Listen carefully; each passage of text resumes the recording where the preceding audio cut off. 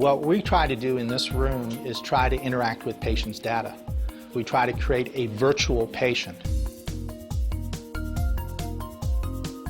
My name is Brian Butler. I'm the Chief of Radiation Oncology at the Methodist Hospital in Houston, Texas.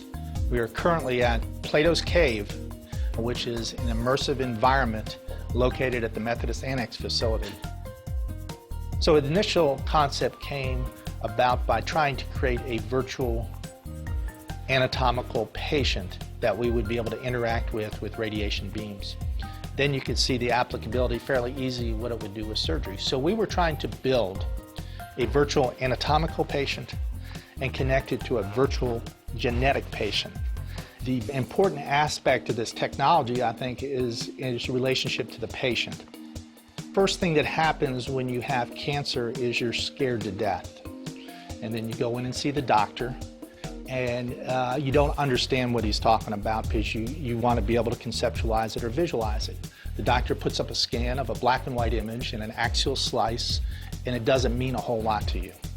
Well, with this type of technology, now you can say, okay, I can see my tumor, doctor, I see where my lungs are, I see where my heart is, and you have an understanding of what's going on in your body. And I really believe it will give the patients a much higher comfort level in terms of being able to understand their disease process. Plus, it will give the physician an ability much easier to communicate with the patient. So I think we're in the midst of looking at the world differently, looking at the patient differently. And that's what this type of Plato's Cave concept comes from. This whole process has occurred because of sort of communication between silos.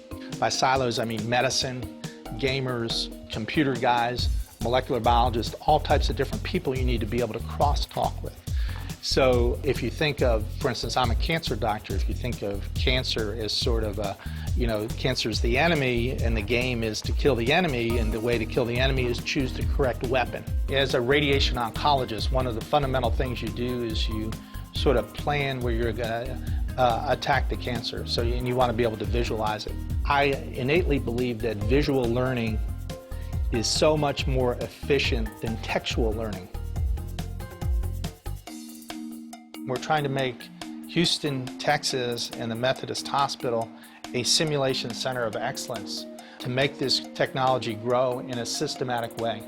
This is the biggest medical center in the United States. You divided it in four, it'd be the four biggest medical centers. So you have so much talent in this one location in the medical center that you're never going to find anywhere else. You have all this healthcare talent, you have almost every component, so it creates this perfect milieu of understanding and interaction and collaboration. They're here in the medical center.